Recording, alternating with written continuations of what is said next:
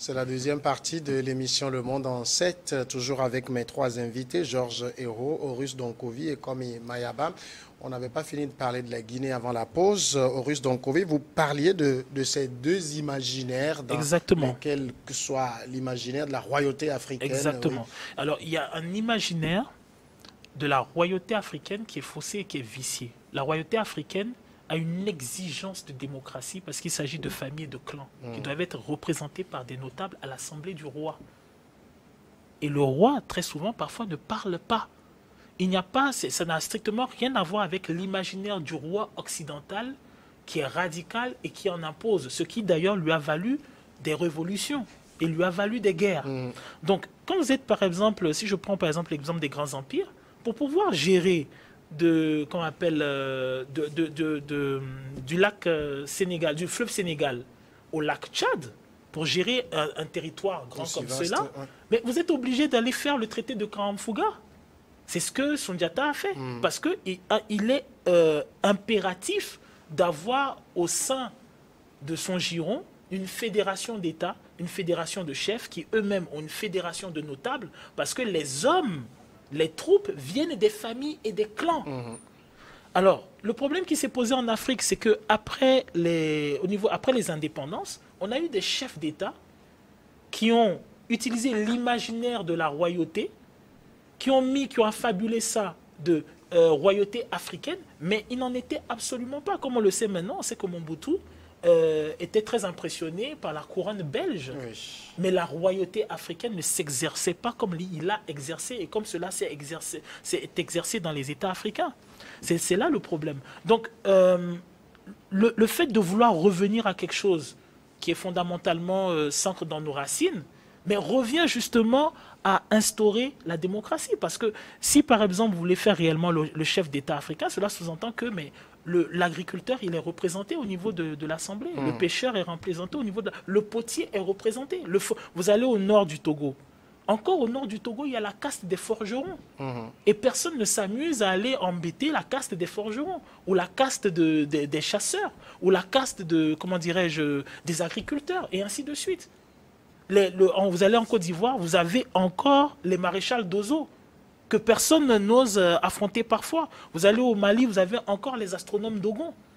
Donc le problème qui se pose, c'est que quand les gens, par exemple, brandissent la royauté, il faut qu'ils prennent soin de ne pas faire un comparatif avec la royauté européenne, qui a été une royauté violente, où on détient la totalité des terres, la totalité des biens, et où, d'une certaine manière, on raquette le peuple. Quand vous avez, par exemple, les termes de vilain, les termes un certain nombre de termes, un certain nombre même de pratiques qui se sont appliquées après à l'esclavage, en fait, étaient des pratiques qui étaient appliquées au peuple même européen à la base. D'accord. Alors, dernière question, comme Mayaba, est-ce que l'autre gros problème que Théodoro doit régler, ce n'est pas aussi son fils qui...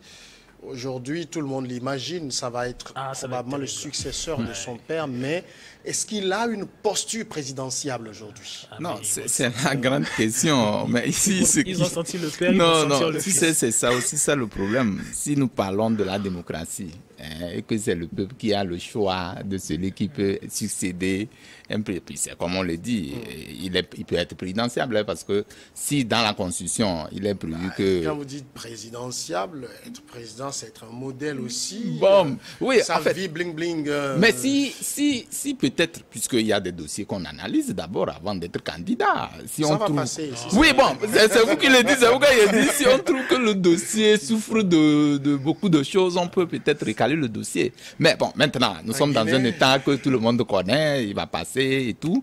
C'est là nous parlons des déficits ou des reculs de démocratie. Parce que si c'est vrai qu'il ne répond pas et qu'à un moment donné, on force de le faire présenter comme candidat et forcément c'est lui qui va être président, ça frise un peu le truc. Là, on aurait pu même ne plus parler d'élection, comme je le rejoins, pour parler de succession du père au fils. C'est-à-dire que nous restons laissons à l'authenticité pour dire que, bon, alors même, par même, rapport... même là, la gestion du père au fils, c'est intégré. À la Oui. base, c'est pas gestion du père au fils. Non. Ce sont les cultures monothéistes Attends. qui ont ramené la succession problème, du père au fils. Oui, à la base, c'est succession du grand frère au petit frère, Oui. ou soit succession au neveu. Oui, ce que je dis, c'est à quoi? C'est-à-dire que dans des foyers, dans des maisons ou dans des familles, on connaît les familles royales, par exemple. On sait que quand celui-ci décède, c'est celui-là qui prend. C'est déjà acté au niveau, au-delà de la cellule familiale, c'est déjà connu. C'est-à-dire qu'on ne peut plus forcer. On sait déjà même que celui qui est au pouvoir ou celui qui est roi, c'est celui qui va le succéder après son décès. C'est ce qui est en train, enfin, c'est ce qui est présenté comme l'image actuellement. Oui, c'est que ce que je veux te faire comprendre, c'est que, en fait, là où je voulais en venir, c'est que 500 ans de présence étrangère ont changé les paradigmes. Justement. Les gens pensent que est-ce que les gens comprennent ça? Les gens pensent qu'il s'agit de tradition. Alors que ce sont des traditions et des pratiques qui sont viciées. Qui sont viciées, voilà. Ça donc, prend par une exemple, autre... tu parles de succession. Bon, ce n'est pas une succession en tant que telle, mais c'est une famille. Parce que c'est ce qu'on a. Quand tu as les chefferies à l'intérieur du pays et que tu as des clashs entre des différentes familles, mais c'est des héritages coloniaux. Mais avant même les héritages coloniaux, dans la pratique et dans la manière de faire, il y a même l'héritage qui vient du protectorat, l'héritage de l'esclavage, les déplacements de population et ainsi de suite. Ce qui fait que même dans le sud Togo, encore aujourd'hui, entre des familles, il y a des relationnels entre familles qui sont tabous. Parce là, pour chuter, pour dire qu'en principe, si son fils doit passer et que on va encore vivre une monarchie, ce n'est plus encore un pays où on va parler de ce que nous connaissons. Mais c'est ça qui serait un peu dommage. On aurait souhaité que... Mais c'est aussi difficile parce que l'alternance dont nous prenons là, est-ce que ça ne peut pas créer d'autres soucis à un niveau donné? Bon, c'est le... Il faut finir d'en débattre aujourd'hui. Il faut l'expérimenter. On va évoluer sur le troisième sujet. On va dire un mot du mondial 2022. On fait généralement l'analyse des pays africains en lice. On y croyait beaucoup lorsque deux pays sont passés au tour suivant. 8e de finale, il y avait le Sénégal et puis le Maroc. Mais le Sénégal n'a pas pu tenir contre l'ogre Angleterre qui l'a avalé 3-0. Le Maroc est passé à la surprise générale devant l'Espagne, battue au tir au but. Le Maroc va livrer, je le disais, dans quelques heures ou quelques minutes, son match de quart de finale contre le Portugal. Alors, on va regarder encore, revivre cette 8e de finale, comment le Maroc a réussi à se débarrasser de l'Espagne. La respiration, elle est là.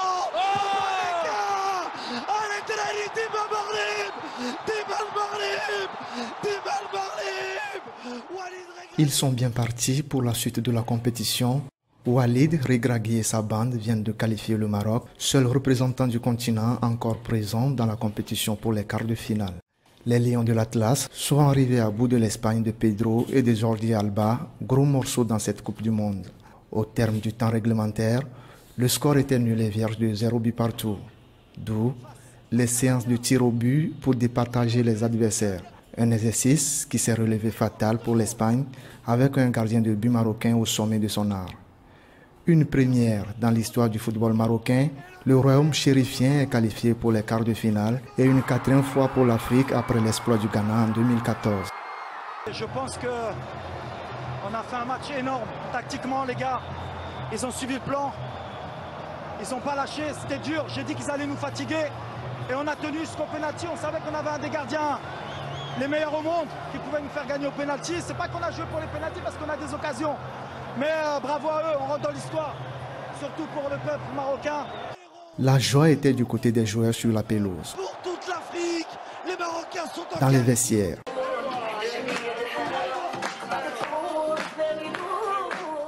Joie partagée avec les supporters à travers les 4 coins de la planète.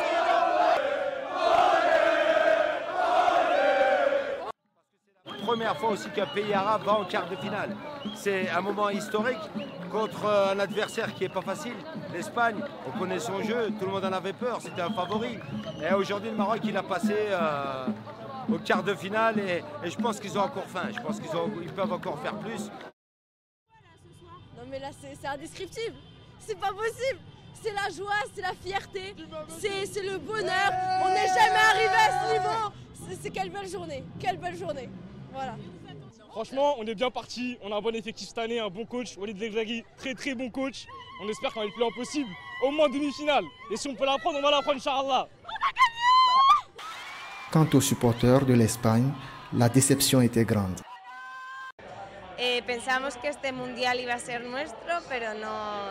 Nous pensions que cette Coupe du Monde allait être la nôtre et que le Maroc allait être un adversaire doux, un peu délicat, mais la vérité c'est qu'ils nous ont battus au tir au but et nous sommes très énervés.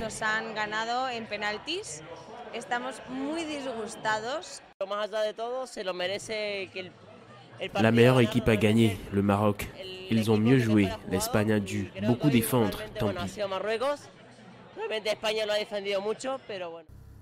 Après une élimination aussi douloureuse contre le Maroc, Luis Enrique et les joueurs de l'Aurora ont déjà quitté leur camp de base de la Coupe du Monde 2022. Le Maroc, quant à lui, s'apprête à jouer un autre outsider de cette compétition en quart de finale, le Portugal d'un certain Cristiano Ronaldo et de João Félix ce samedi. Voilà pour le résumé de cette qualification historique pour le Maroc. Avant le Maroc, il y avait déjà eu le Cameroun, il y avait déjà eu le Sénégal, il y avait déjà eu le Ghana, et puis maintenant le Maroc, quart de finaliste. Est-ce qu'aux Russes, il est permis d'y croire? Oui, avec ce qui se passe, j'ai vu le match de la Croatie la fois dernière. Oui, c'est possible d'y croire. Débarrassé du Brésil. Après, de façon globale, c'est décevant de se dire que cela peut être un exploit. Parce que le fait qu'on puisse se dire que cela est un exploit renvoie au fait qu'en réalité, on s'attend à ce que la personne perde. Et c'est parce que on est étonné qu'elle ne perde pas qu'on se dit que c'est un exploit.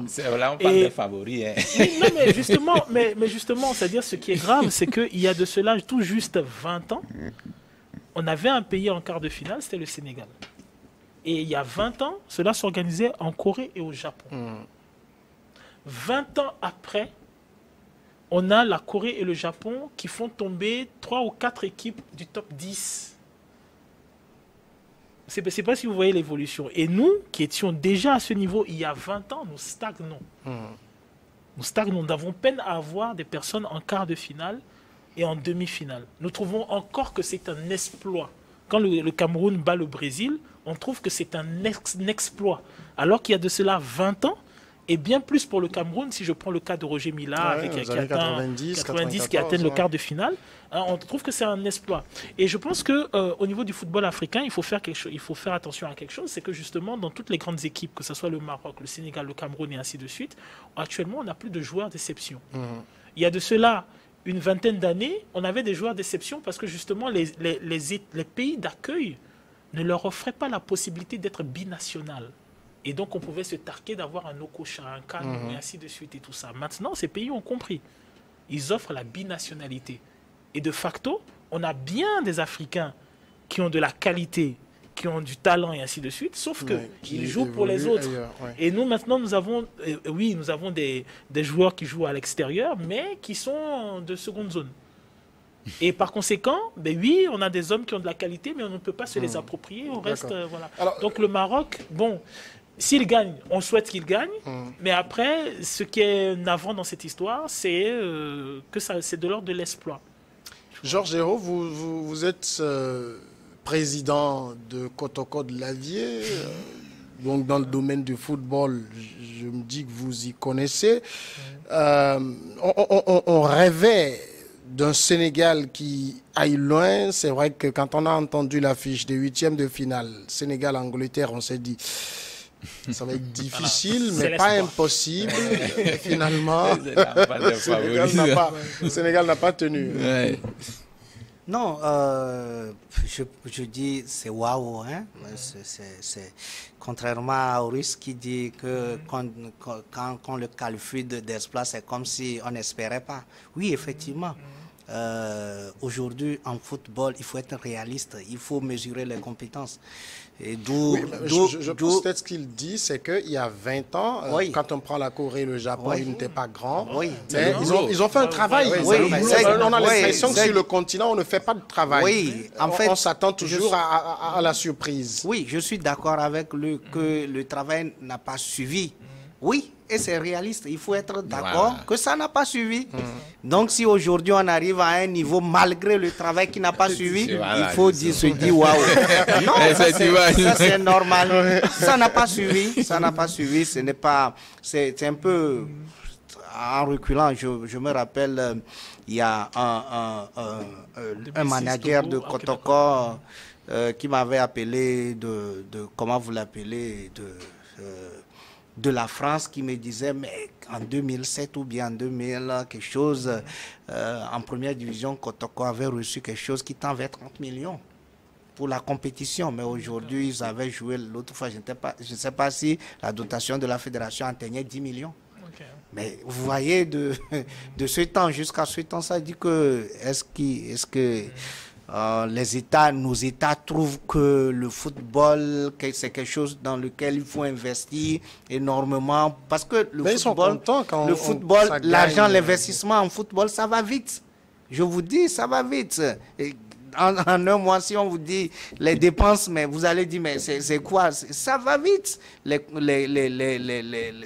bobos par ici, les équipements, le matériel, les joueurs, les salaires, etc. Ça va très vite en football. Donc, d'où le football, c'est un sport qui consomme financièrement. Avant tout, c'est un business. Oui, c'est un business. Est-ce que pour les fédérations, est-ce qu'au niveau de nos États aujourd'hui, parce que quand on le voit du côté occidental, surtout européen, on est aujourd'hui dans le marketing du football, un véritable business. Est-ce qu'on réussit chez nous à faire ça? Non, c'est pas encore ça. Et bon, en tout cas, nous parlons des équipes nationales, mais quand nous revenons au club, c'est pour la première fois, je pense, si je ne me trompe pas, que le football, la D1 est devenue D1 Lonato. Où il y a Lonato qui est aujourd'hui derrière. Et c'est aujourd'hui que vous allez voir New World TV qui, chaque week-end, pratiquement, nous fait regarder le football de notre pays. Sinon, avant, peut-être c'est Radio Lomé, c'est Sport FM, etc. On ne voyait pas pratiquement ce qui se passe sur le terrain. Donc, c'est pourquoi je dis, tout ça là, c'est en fait des étapes qu'il faut franchement... C'est la conjugaison de beaucoup de facteurs. Oui. La communication, le marketing et tout. Et d'ailleurs, si je vous apporte le maillot de Kotoko et que je vous dis ça coûte 15 000, vous allez préférer mettre Paris Saint-Germain. Vous allez préférer mettre Messi au dos. Parce que qui connaît, nous sommes au Togo, mais qui connaît un joueur, par exemple, X dans Fouadan de Dapaon, donc il préfère Messi. Donc tout cela, il faut vraiment un travail de fond à comble pour pouvoir arriver. Et donc si aujourd'hui, je pense que nous avons qu'une seule équipe qui est le Maroc pour toute l'Afrique, et donc nous pouvons dire aujourd'hui que c'est vraiment une fierté pour nous pour avoir encore une équipe à cette étape de la compétition. Et nous prions d'ailleurs tout à l'heure que Dieu soit de notre côté et qu'ils aillent loin et pour la première fois qu'une équipe africaine puisse franchir l'étape de quart de finale. Normalement, c'était le Ghana qui était en 2010 à penalty dans sa mondiale. On l'a jamais oublié. Et donc, nous prions que aujourd'hui que le Dieu soit aux côtés des Marocains pour qu'ils puissent à un moment donné nous franchir cette étape-là, parce que ça vaut la peine quand nous discutons en football avec d'autres continents, c'est des mots qui arrivent. Est-ce que une équipe de votre continent, est-ce que donc aujourd'hui... Oui, mais déjà, c'est quand même quelque chose sur laquelle il faut s'interroger. Moi, je vais passer tout de suite la parole à Koimaba, mais Horus, est-ce que ce n'est pas aussi, ça ne relève pas aussi d'une certaine forme d'injustice lorsque vous avez 54 nations qui n'ont que 5 représentants? Exactement. Alors, tout à l'heure, j'insistais sur un point, je dis le football, c'est un business. si vous ne faites pas partie de ceux qui mettaient l'argent pour l'investissement dans ce business, il ne faut pas vous attendre à avoir les bénéfices du business. Il y a tout le truc, il y a toutes les fleurs qu'on met autour, mais fondamentalement, c'est un business. Actuellement, la nouvelle drogue de la jeunesse africaine, c'est les paris sportifs. Vous allez dans un club de paris sportifs, vous avez tous les petits de 12 à 16 ans qui sont alignés et qui font des paris sportifs. C'est pour vous dire que c'est un gros business. Maintenant, le problème qui se pose en Afrique, c'est que est-ce qu'au niveau de nos instances, on a compris qu'il s'agissait d'un business? Si on ne pèse pas, on ne peut pas pouvoir avoir de poids, on ne peut pas pouvoir réclamer de choses. Lorsque vous avez, par exemple, je donne un exemple, on souhaite que nos équipes remportent la Coupe du Monde, qu'elles aient les meilleures places. Mais les meilleures places, ce sont les places les plus financées. C'est les places où il y a le plus d'argent. Alors même que dans nos États, ne serait-ce que les championnats nationaux, il n'y en a pas. Les équipes professionnelles, il n'y en a pas. Et tous les modèles qui sont les plus mis en exergue, ce sont les modèles de joueurs qui se sont expatriés, parfois au risque de leur vie, et qui ont réussi à l'extérieur.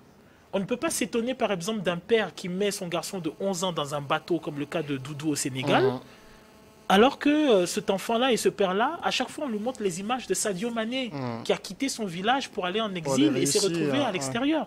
On ne peut pas, par exemple, fondamentalement espérer, comment dirais-je, un autre regard des gens, quand, par exemple, le seul modèle qu'on est capable de montrer au Togo, c'est Cheikh Adibaya. Alors que lorsqu'il s'agit d'entretenir le gazon, on est un pays tropical, on est dans un état, c'est un pays tropical. Pour entretenir le gazon, il faut des financements du mec qui est en pays tempéré et qui est obligé de chauffer son gazon. Donc à un moment, il y a quelque chose qui est de l'ordre de l'organisation et de la rigueur. Parce que tout à l'heure, quand je donnais l'exemple de la Corée et du Japon, c'est vrai qu'elles étaient des équipes basses, mais elles ont organisé la Coupe du Monde. Ce qui requiert de la technicité, du matériel, du financement, une capacité financière, un soubassement. Vous prenez le cas de cette Corée, de ce Japon-là actuellement, ils avancent sur des bases solides. Nous, encore aujourd'hui, nous dépendons de championnats externes. L'expertise externe. Nos meilleurs joueurs doivent être formés à l'extérieur, doivent survivre à l'entraînement de joueurs de l'extérieur. Après, nous devons les faire revenir. Et notre championnat qui est censé ramener des sous, mais nous le négligeons. Parce que là, actuellement, en Côte d'Ivoire, pour chuter, en Côte d'Ivoire, mais ils ont reçu la claque de ce jeune homme qui a organisé le Maracana et qui fait, pour le premier champion, le champion il leur donne 40 millions. Un championnat de Maracana. Il l'a organisé comme un spectacle. Et tout le monde, il a rempli le truc. Au Togo, nous avons un championnat. Nous sommes incapables, quel que soit le sport, d'en faire un spectacle. D'en faire un endroit où les gens vont aller se créer, où les gens vont aller regarder un spectacle, un match de foot, organisé, structuré, et ainsi de suite. Cela pose le problème de la minutie et l'organisation. On n'est même pas encore au problème de l'argent. Le problème de la minutie et de l'organisation. On n'est pas capable d'entretenir un gazon. Je ne sais pas si vous... C'est des herbes. On met de l'eau, un gazon. Je me rappelle une fois, je ne sais pas si l'image dans son contexte. On est dans un pays tropical. On voit un meilleur buteur d'un championnat qui reçoit 50 000 francs. On fait ça en grand. Bon, je vais aller sur le terrain. Celui-là a réussi à en faire son événement, comme il dit. C'est vrai que dans quelques heures, quand cette émission sera rediffusée, le match sera probablement terminé. Mais est-ce que le Maroc a fait l'exploit de sortir l'Espagne, qui n'est pas une petite nation de football? Maintenant, il y a l'ogre avec Cristiano Ronaldo, le Portugal. Est-ce qu'il est permis de rêver? C'est 6-0, je pense, 6 à 1. Oui, ça c'est, comme tu le dis, c'est le rêve, ça. Ce n'est pas le boulot, c'est le rêve, parce que tout le monde sait que Portugal... Le football, ce n'est pas mathématique. Oui. C'est vrai que ça tend un peu maintenant plus vers les mathématiques. Non, c'est les mathématiques. Non, c'est les mathématiques. Actuellement, ne nous trompons pas. Non, c'est le boulot. Moi, je regardais un peu vers la fin du match d'hier de l'Argentine. Tout le monde s'est dit, bon, dans une minute, l'Argentine, si ça qualifie, Et patatras, un but non, bizarre qui rentre au fait, la mathématique... Le Brésil et Croatie aussi. Oui, la mathématique aussi a sa part dans le football actuellement. Et justement, c'est parce qu'il y a des appréhensions. Il y a d'autres qui pensent que non, que bon, c'est déjà acquis, il n'y a plus d'efforts à fournir. Il ne faut pas que le Portugal prenne le Maroc. C'est ça aussi, ce mental-là. Cette erreur en 2002, 2002. Oui, vraiment. Je pense qu'au niveau je dis que dans ça, avec le Maroc, c'est la joie de toute l'Afrique qui est prononcée. Et aujourd'hui, notre joie, c'est qu'on voudrait voir le Maroc en demi-finale. Et c'est le souhait de tout le monde. Pourquoi pas remporter? Bon, pourquoi pas remporter? Mais partout en Afrique, même dans le monde, ça existe. Hein. Les grandes équipes existent. Quand on prenait Paris Saint-Germain, quand on prenait Barça, les grands clubs là, ils sont là.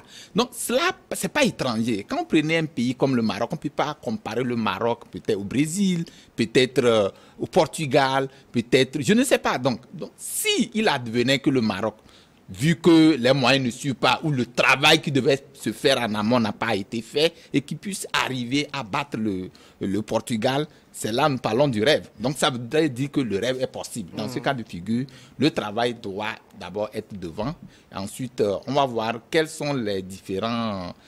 À différents niveaux, qu'est-ce qu'il faut mettre comme actif pour que ce match-là soit un match décisif pour l'Afrique. Parce que pour une première fois qu'on voit l'Afrique en demi-finale, et pourquoi, comme il a dit, prendre le trophée, et ça serait vraiment une grande joie.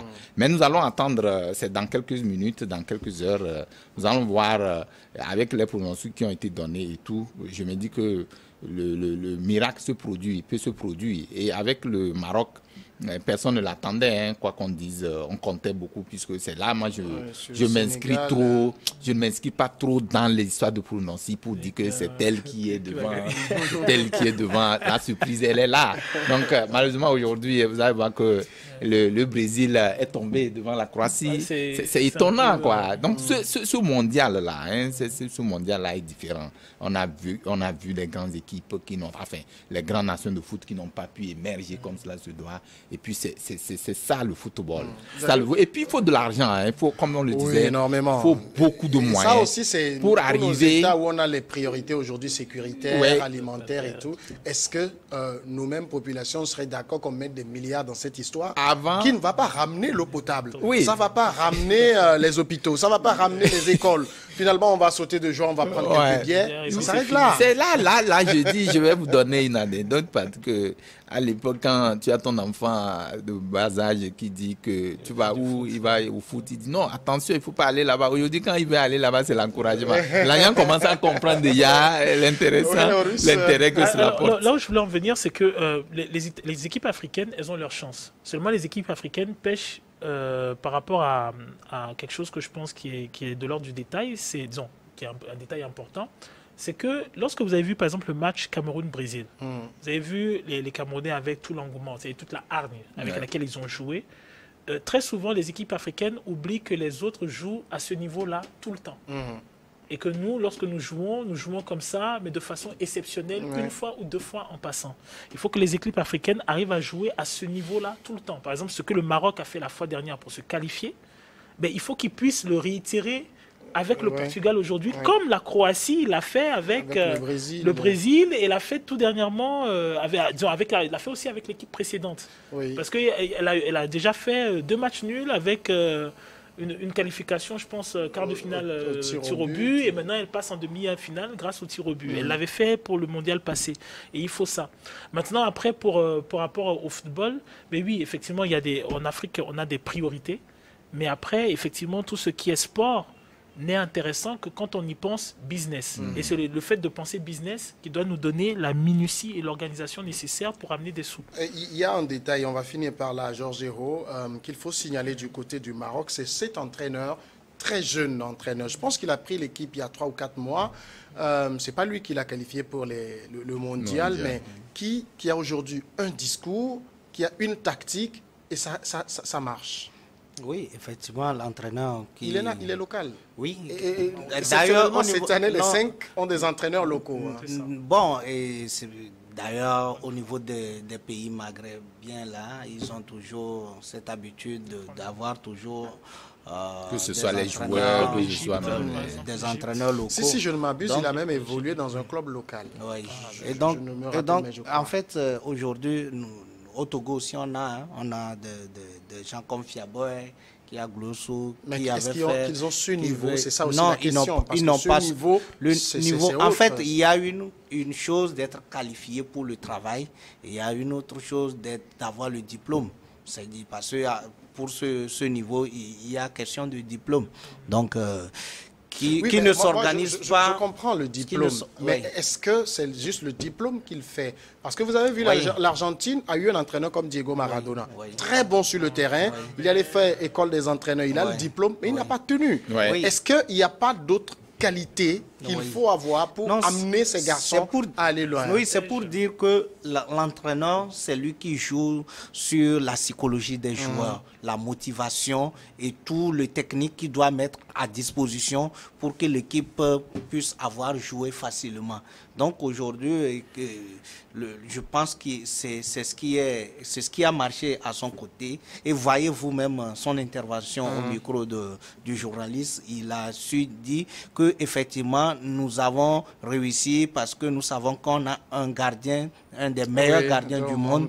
Nous n'avons pas joué pour avoir le match nul. Vous avez vu, nous avons des occasions, nous avons créé des occasions. Et ça veut dire tout simplement que le tactique qui est mis en place, c'est que de l'attaque jusqu'au gardien, on a misé sur tout le monde. Et ça dit qu'ils ont joué très proche. Il n'y a pas de superstar qui va dominer sur les autres. Oui, très tout le monde proche compte, et collectif. Et là, ça a payé cash pour ces jeux-là, parce qu'on a compté sur tout le monde.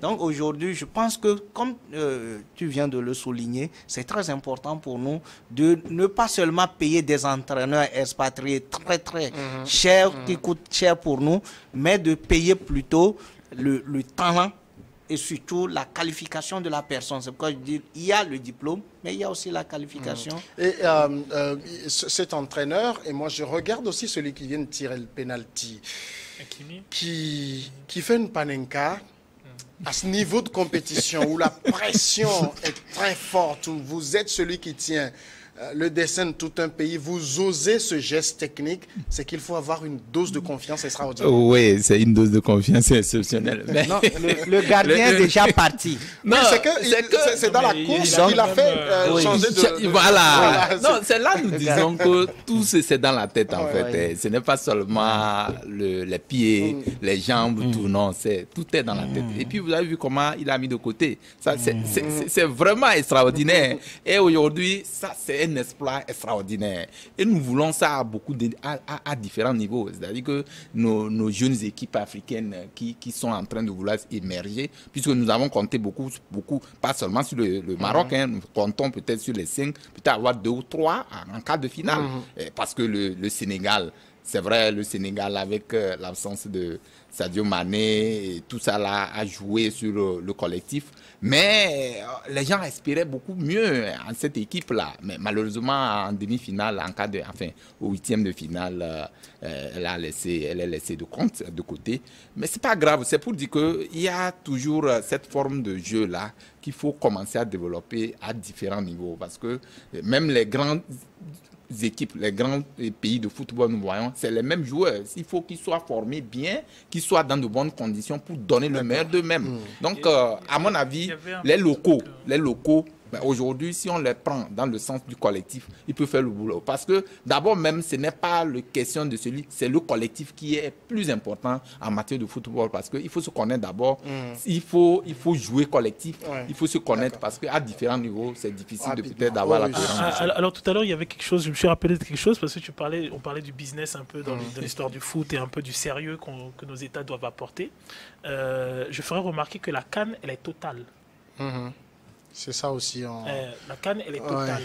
Total n'aurait pas investi dans la CAN si cela ne lui apportait pas quelque chose. La CAN aurait pu être Dangoté, mais malheureusement, elle est totale. Mais je peux vous assurer que l'euro ne sera pas Dangoté.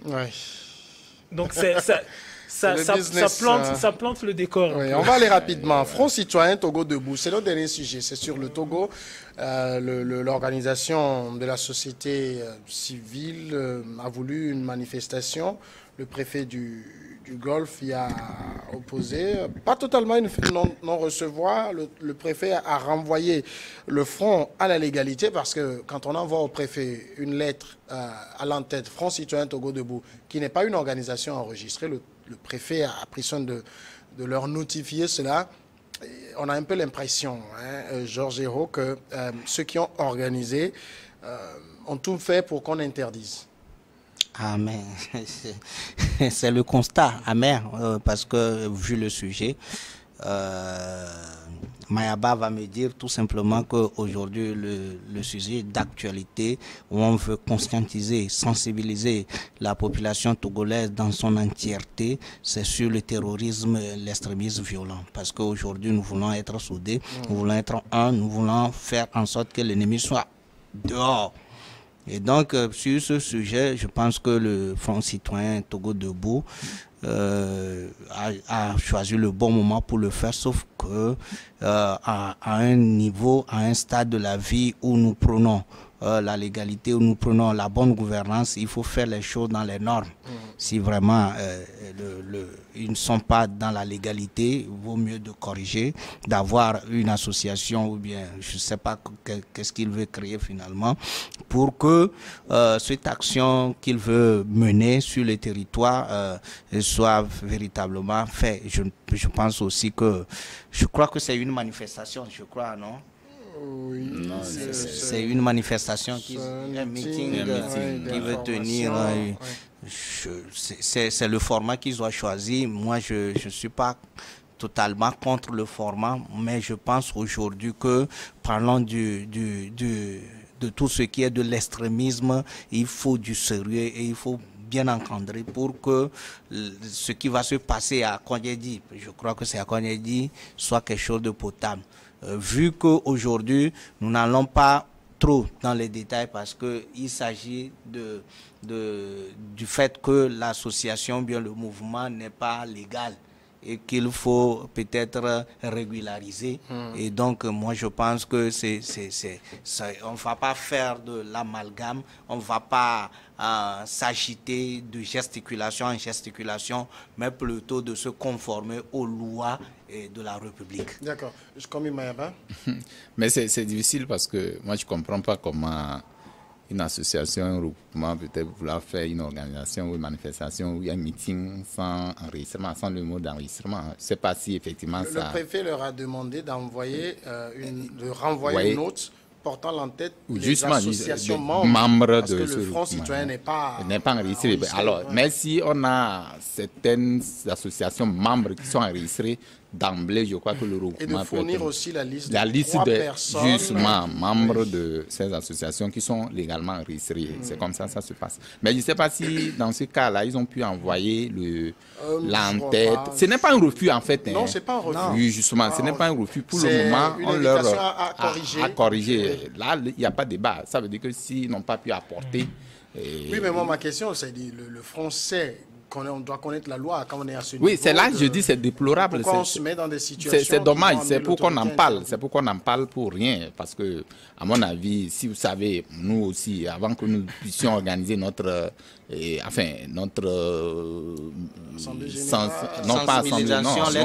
avait une activité de sensibilisation, justement. Nous avons présenté tous ces documents-là avant qu'on nous donne l'autorisation de pouvoir prendre les choses. Donc, cela voudrait dire qu'aujourd'hui, s'ils le font sans pièce de conviction, il y a question à débat parce qu'eux-mêmes savent que ce n'est pas possible. Parce que quand vous voyez le bureau, les membres du bureau, ce ne sont pas des gens qui ne savent pas que ça rentre dans l'illégalité. Et donc, moi, je ne sais pas à quelle fin, pour quel motif ils peuvent envoyer une correspondance à un préfet sans en-tête de choses. Et c'est vrai, ils ont envoyé l'en-tête. Est-ce qu'ils sont enregistrés? Qu'est-ce qui fait qu'ils ne peuvent pas, avec plusieurs associations membres, ils ne peuvent pas s'enregistrer, avoir un numéro d'enregistrement? Je crois que tout ça là, il faut que les gens rentrent dans les normes et dans la légalité pour qu'il n'y ait pas trop de débats, qu'on ne puisse pas victimiser d'autres personnes pour parler de politique. Non. Ici, il s'agit de la légalité. Il faut que tout le monde respecte. Ça montre aussi que du côté des autorités, on n'est plus dans la logique d'interdit pour interdit, mais on veut faire les choses dans les règles de l'art aujourd'hui. Il y a la liberté de faire des meetings. Maintenant, il faut que chacun respecte la loi. Bon, en tout cas, ce qui est sûr, c'est que l'association qui s'investit dans, si vous voulez, dans un certain contrôle de l'action de l'État, ainsi de suite, doit quand même prendre sur elle d'être dans les normes. Hein. Et ça, je ne le dis pas parce que ce n'est pas spécifique au Togo. On a eu le cas, je pense, d'Ousmane Sonko au Sénégal, qui a eu ce problème-là. Vous avez le cas qui est très connu de la NAACP aux États-Unis, de bien des mouvements. Donc voilà, s'il s'agit d'un rectificatif à faire, mais bon, que cela soit fait. De toute façon, la logique voudrait que au sein de ces mouvements citoyens, qu'il y ait quand même des personnes, des avocats, des juges, des personnes qui s'y connaissent en droit et qui savent faire valoir les droits de l'association lorsqu'il y a une forme de litige. Ceci étant dit, effectivement, c'est-à-dire, je pense qu'on est à une époque où, en tout cas, le Togo a montré, je pense, qu'il était capable de pouvoir encadrer des manifestations, des meetings et ainsi de suite. À chaque fois que dans ce pays, on a voulu faire des choses sans qu'il y ait des affrontements ou de l'effusion, on a réussi à le faire. On a réussi à encadrer des manifestations qui étaient parfois 2, 3, 4 fois plus importantes que celles-ci. Donc je pense que on doit se donner la chance de pouvoir progresser en termes de politique, de progresser dans notre perception des choses et de progresser dans toute la critique qu'on veut apporter pour la construction de l'État. Georges Hérault, j'ai promis de vous donner vers la fin quelques minutes pour évoquer un sujet qui vous tient à cœur, la question de la mer aujourd'hui, parce que l'océan ou la mer est d'un enjeu extrêmement important. Et puis il y a cette journée qui a été célébrée. Oui, aujourd'hui marque la 40e anniversaire de la Convention des Nations Unies sur le droit de la mer.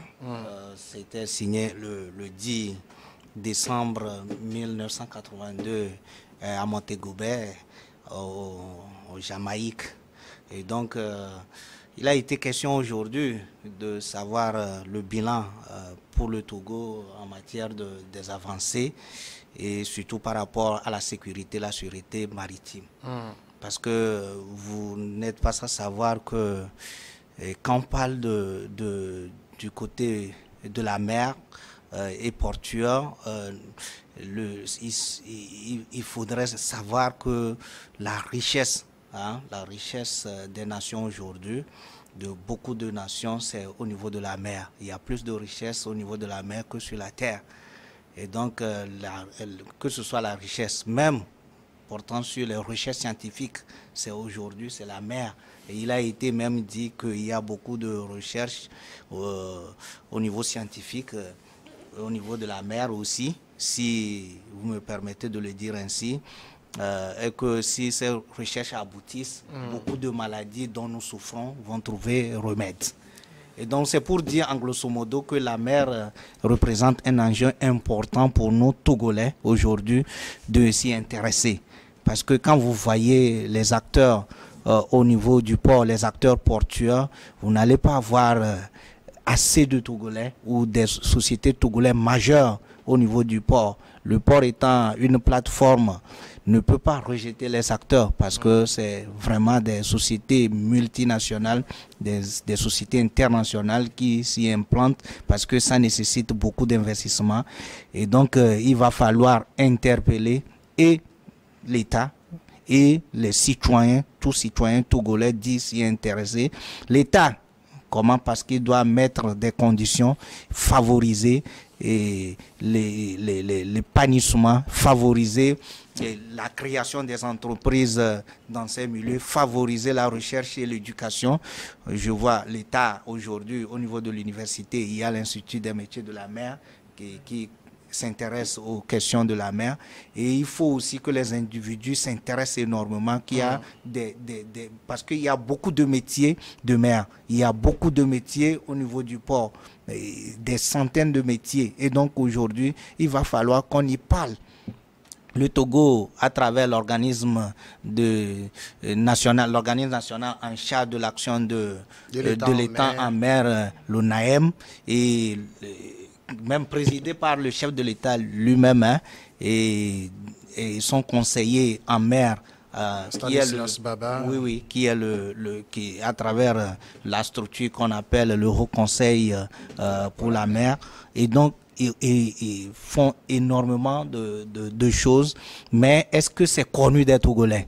Est-ce que c'est connu? Est-ce que les gens... C'est à eux de communiquer aussi. Est-ce que les gens... oui, donc c'est pour cela que ce plateau me permet aussi de communiquer, parce que ça... Nous sommes tous impliqués, nous devons le faire en tant que politiciens, et je pense qu'il faut le dire, il faut communiquer, et l'État doit communiquer, les instances, les structures impliquées doivent communiquer, pour que, franchement, que nous puissions... Oui, parce que quand on dit le port est le poumon de l'économie, cela voudrait dire qu'il y a beaucoup de richesses qui sont créées à ce niveau, et il faut vraiment que ces richesses-là profitent aux sociétés des Togolais. National. Justement, la terre devient dure, on va aller en mer. Il y a de l'avenir en mer. Merci Georges Serrault. Merci Komi Mayaba, Aurice Donkovi, merci. Tout le plaisir pour moi de vous avoir retrouvé. Merci à tous d'avoir été avec nous dans cette émission Le Monde en 7. On se donne rendez-vous le samedi prochain. Merci.